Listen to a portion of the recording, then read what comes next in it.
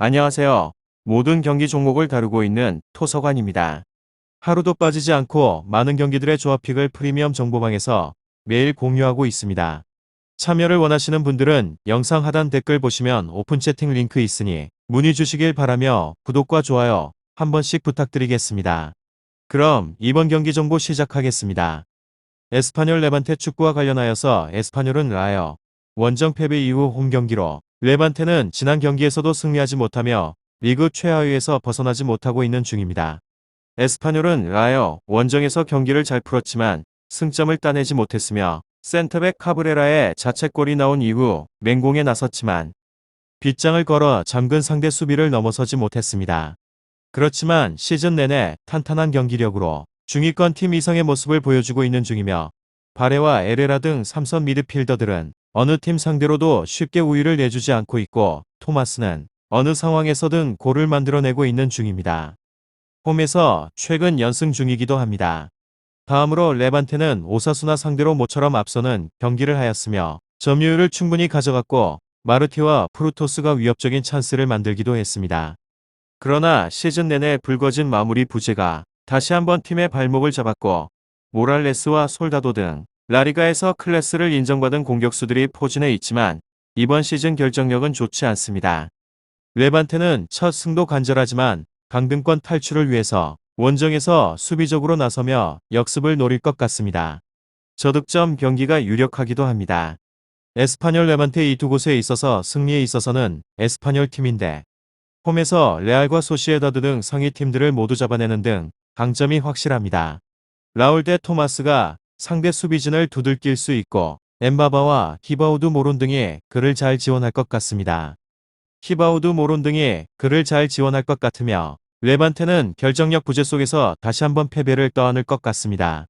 다음으로 에스파뇰 리그에서는 11위로 승패. 지난 라운드 라여 바에카노전에서 0대1로 석패를 하였으며 그러나 경기 내용은 비등했고 올 시즌 연패가 딱 한 차례밖에 없었던 점을 고려하면 이번 라운드 반등은 충분합니다.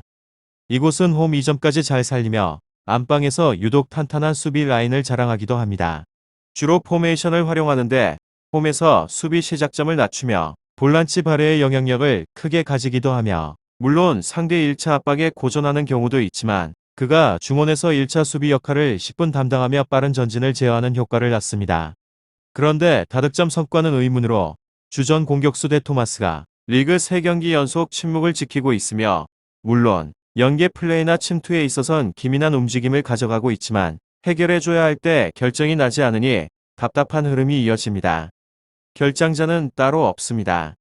다음으로 에스파뇰 레반테 축구 지난 라운드 오사수나 전에서 0대0 무승부를 거두며 리그 무승 행진 16경기를 늘렸습니다.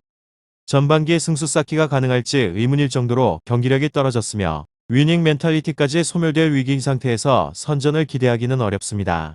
모랄레스 마르티 대 프루토스 이란 유수의 3톱을 보유하고도 답답한 공격을 이어가며 이들을 축으로 여러가지 포메이션과 전술 변경을 가져가 보지만 효과는 미지근합니다.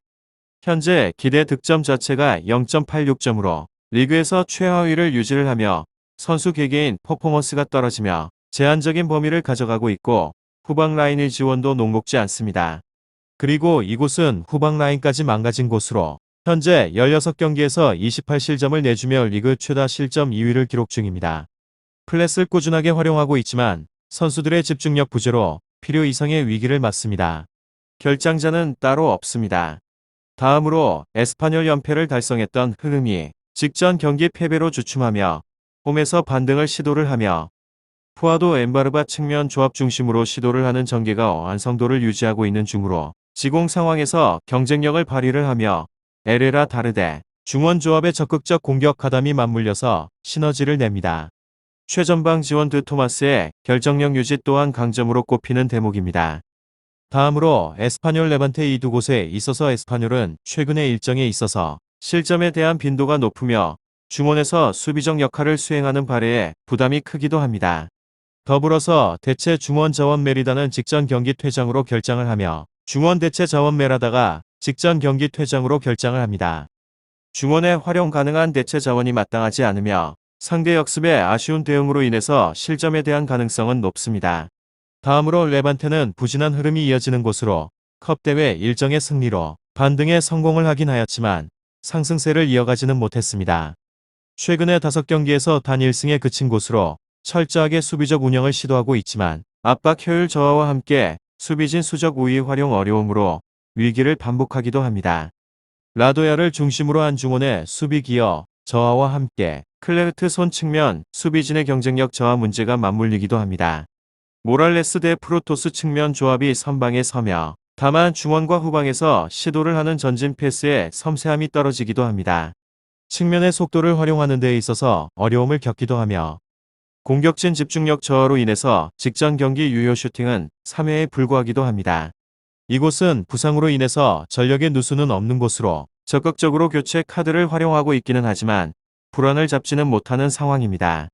오늘은 에스파뇰 레반테 축구에 대해서 알아보게 되었는데 더 궁금하신 사항에 대해서는 이야기를 통하여서 궁금증을 확실하게 풀어보시길 바랍니다. 유익한 정보가 되셨다면 구독과 좋아요 한 번씩 부탁드립니다.